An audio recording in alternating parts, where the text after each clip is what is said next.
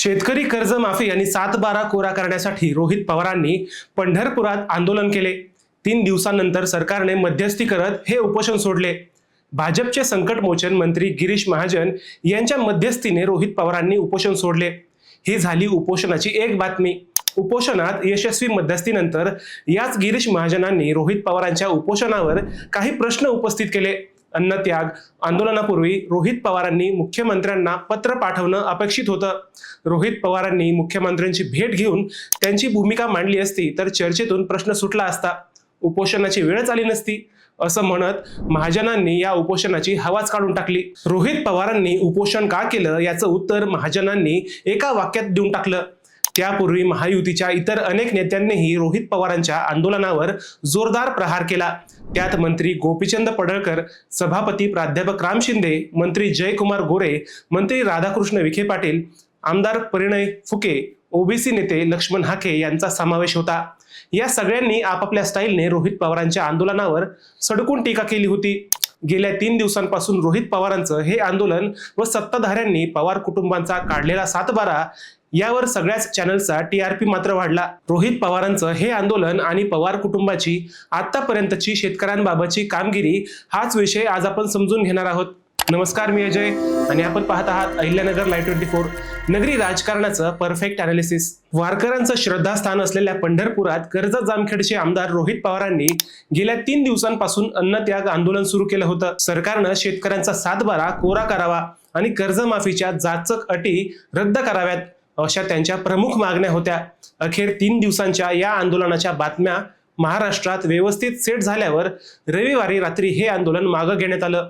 भाजपचे संकटमोचक समजले जाणारे मंत्री गिरीश महाजन यांनी रोहित पवारांचं मुख्यमंत्री देवेंद्र फडणवीस यांच्यासोबत बोलणं करून दिल्यावर यशस्वी मध्यस्थी झाली। रविवारी रात्री 10 वाजता हे आंदोलन सुटलं। रोहित पवारांनी नामदेव पायरीजवळ डोकं टेकवत वारकऱ्यांच्या हस्ते पेढा खात अन्नत्याग आंदोलन मागे घेतलं। आंदोलन मागे घेतल्यावर रोहित पवार व मध्यस्थी करणारे मंत्री गिरीश महाजन या दोन्ही नेत्यांनी मीडियाला बाईट दिले। त्यात मंत्री महाजनांनी प्रसार माध्यमांना जे सांगितलं त्यावरून रोहित पवारांनी हे आंदोलन फक्त स्टंट करण्यासाठी केलं होतं का, हा प्रश्न पुढे आला। मंत्री गिरीश महाजन म्हणाले की रोहित पवारांनी आंदोलनापूर्वी मुख्यमंत्र्यांची भेट घ्यायला हवी होती, त्यापूर्वी मुख्यमंत्र्यांना पत्र पाठवायला हवं होतं, चर्चेतून मार्ग निघाला असता। म्हणजेच रोहित पवारांनी त्यांचा प्रश्न सरकारला न विचारता थेट आंदोलनाचा स्टंट केला, हे त्यावेळी स्पष्ट झालं। महायुती सरकारनं शब्द दिल्याप्रमाणे शेतकऱ्यांची कर्जमाफी केली, शिवाय जे थकबाकीदार आहेत त्या व जे नियमित कर्ज फेडतायत त्या अशा दोन्ही शेतकऱ्यांच्या हिताचा निर्णय सरकारनं घेतला। कर्जमाफीची घोषणा झाल्यापासून गेल्या 2 दिवसात या कर्जमाफीचे काही नियमही बदलले। अर्थात सरकारचा कोणताही निर्णय झाल्यावर त्यावर प्रतिक्रिया उमटतात, त्यानंतर घोषणेत काही बदल करावे लागतात। अगदी तसंच गेल्या 2 दिवसात कर्जमाफीच्या घोषणेचाही काथ्याकूट निघाला। परंतु सरकारच्या या घोषणेत कर्जत जामखेडचे आमदार रोहित पवारांनी अचानक उपोषण सुरू केलं। सरकारशी चर्चा न करता किंवा काय बदल आवश्यक आहेत हे सरकारशी न बोलता अचानक उपोषण सुरू केलं। या उपोषणाला अपेक्षित टीआरपी मिळाल्यानंतर ते मागे घेतलं। शरद पवार गटाचे हे आंदोलन त्यानंतर महायुतीच्या नेत्यांच्या टार्गेटवर आलं। रोहित पवारांना प्रोटेक्शन द्या व किमान 1-2 महिने बसू द्या, अशी खोचक टीका आमदार गोपीचंद पडळकर यांनी केली।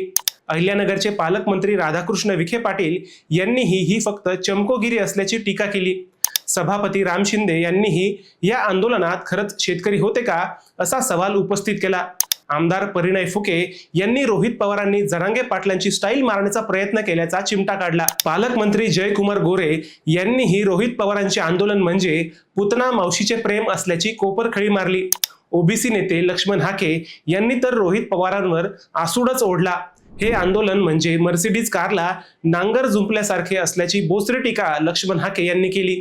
याशिवाय राष्ट्रवादीच्या अजित पवार गटाच्या अनेक नेत्यांनीही रोहित पवारांचा समाचार घेतला। भाजप व सत्ताधारी पक्षातील अनेक नेत्यांनी रोहित पवारांचा या आंदोलनाच्या आडचा चेहरा उघड केला।